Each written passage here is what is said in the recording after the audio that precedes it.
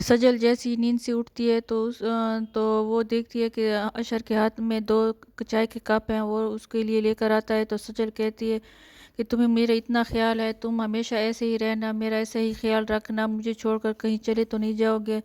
تو اشر اسے کہتے ہیں کہ میں نے چھوڑ کر کہاں جانا ہے، واپس تمہارے پاس واپس آنا ہے۔ اور وہ دونوں باتیں کر ہی رہے ہوتے ہیں کہ اس کے پاس اشر کے پاس فرین کا فون آ جاتا ہے۔ تو وہ جیسے ہی فون اٹھاتا ہے تو فورین اسے بہت زیادہ بری بلا باتیں کرتی ہے اور کہتی ہے کہ تم اپنی ماں کو کیسے بھول سکتے ہو، تم نے اسے اکیلا چھوڑ کر چلے گئے، اس کا کوئی خیال نہیں تمہارے پاس، وہ مر رہی تھی، میں اس کو ہاسپٹل لے کر گئی ہوں اور وہ بے ہوش تھی، اگر وہ مر جاتی تو کیا ہوتا۔ تو اشر یہ باتیں سن کر بہت افسوس ہو جاتا ہے، وہ کہتے ہیں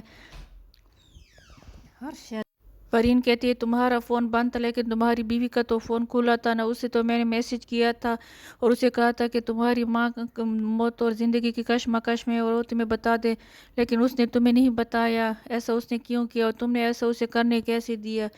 تو اشر جیسے ہی کمرے میں آتے تو وہ بہت زیادہ غصے میں ہوتا ہے اور وہ سجل پہ بہت چلاتا ہے، اس سے خفا ہوتا ہے، کہتا ہے کہ تم نے اتنا بڑا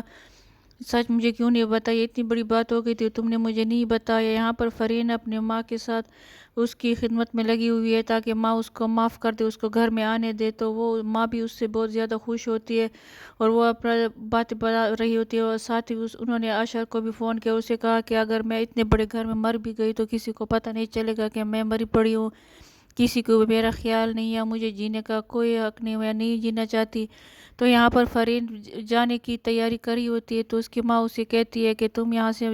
کبھی نہیں جاؤ گی، میرا خیال رکھو گی، میں تمہیں جانے نہیں دوں گی، میرے پاس یہاں کوئی بھی نہیں ہے، تم لوگ بھی چلے جاؤ گے تو میں اکیلا یہاں اس گھر میں کیا کروں گی۔